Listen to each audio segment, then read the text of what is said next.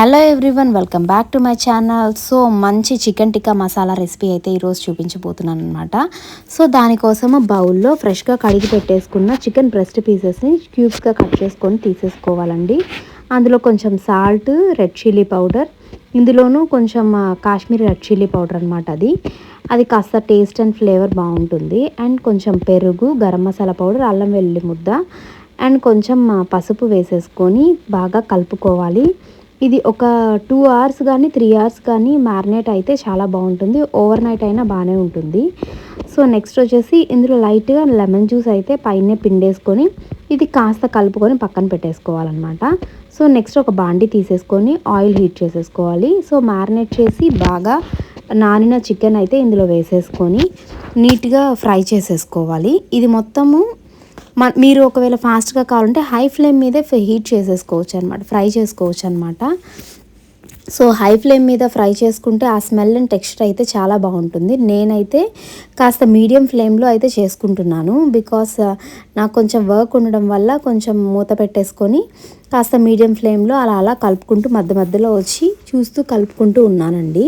So నేనేం చేశానంటే ఇది కాస్త బాగా వాటర్ అంతా ఇంకిపోయేసి నీట్గా ఒక కన్సిస్టెన్సీకి దగ్గర పడిన తర్వాత అప్పుడు హై ఫ్లేమ్లో పెట్టుకొని అప్పుడు బాగా ఫ్రై చేసేసుకున్నాను. అప్పుడు ఇంకా కొంచెం స్మెల్ అండ్ టేస్ట్ కూడా కొంచెం కాలినట్టు వస్తుందన్నమాట చికెన్. సో ఆ స్మెల్ అనేది చాలా బాగుంటుంది. బొగ్గుల మీద కాలిస్తే ఎలా అయితే ఉంటుందో అలాంటి స్మెల్ అయితే వస్తుందండి. సో అలా ఫ్రై చేసేసుకొని పక్కన పెట్టేసుకున్నానండి. నెక్స్ట్ వచ్చేసి మసాలా కోసం ఇదే ప్యాన్లో కొంచెం ఆయిల్ వేసేసుకొని అందులో ఉల్లిపాయ ముక్కలు అయితే వేసేసుకోవాలి. ఇది 2 onions అనమాట. అండ్ కొంచెం కాజు and 1 green chilli and 2 tomatoes వేసేసుకొని కట్ చేసినవి బాగా బాయిల్ చేసేసుకున్నాను. అంటే కాస్త అలా సాటే చేసేసుకొని మూత పెట్టేసుకున్నానండి. కాస్త బాగా మగ్గిపోయినాయి. సో కంపల్సరీ ఇవి బాగా మగ్గాలంటే సాల్ట్ అయితే యాడ్ చేసుకోవాల్సిందే. సో సాల్ట్ యాడ్ చేసేసుకొని కాస్త బాగా మగ్గనిచ్చేసాను. సో ఇవి కాస్త పక్కన పెట్టేసుకొని ఆరాలండి. ఆరిన తర్వాత మనము మిక్సీ జార్లో వేసేసుకొని మెత్తగా పేస్ట్ లాగా చేసేసుకోవాలి.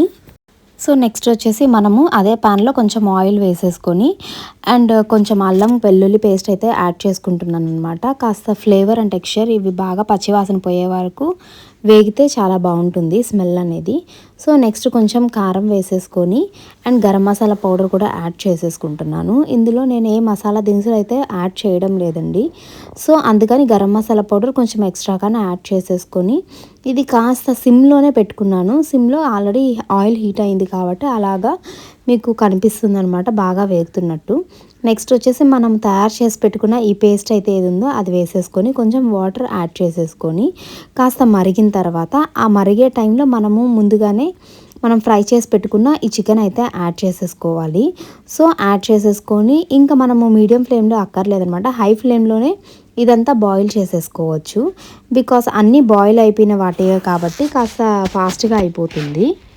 అండ్ లాస్ట్లో నేను స్మెల్ కోసం కొంచెం చికెన్ మసాలా పౌడర్ అయితే యాడ్ చేసేసి కాస్త మూత పెట్టేసుకొని ఒక 5 minutes అలాగా సిమ్లో వదిలేసాను. ఇది దగ్గర పడిపోయిందనమాట. సో అంతే ఫ్రెండ్స్. సో నా స్టైల్లో ఫ్లేవర్ఫుల్ చికెన్ మసాలా టిక్కా అయితే రెడీ అయిపోయిందండి. సో లాస్ట్లో కొత్తిమీరతో అండ్ క్రీమ్ వేసి గార్నిష్ చేసేసుకున్నాను అనమాట. సో యమ్మీ అండ్ టేస్టీగా ఉంది. ఇది రోటీలోకి అయితే అదిరిపోతుంది. సో ఫ్రెండ్స్, మీరు కూడా ఒకసారి ట్రై చేసి నాకు కమెంట్ బాక్స్లో కమెంట్ చేయండి. నా వీడియోస్ కనుక నచ్చితే please subscribe to my channel, like చేసి షేర్ చేసి కమెంట్ చేయండి. Thanks for watching.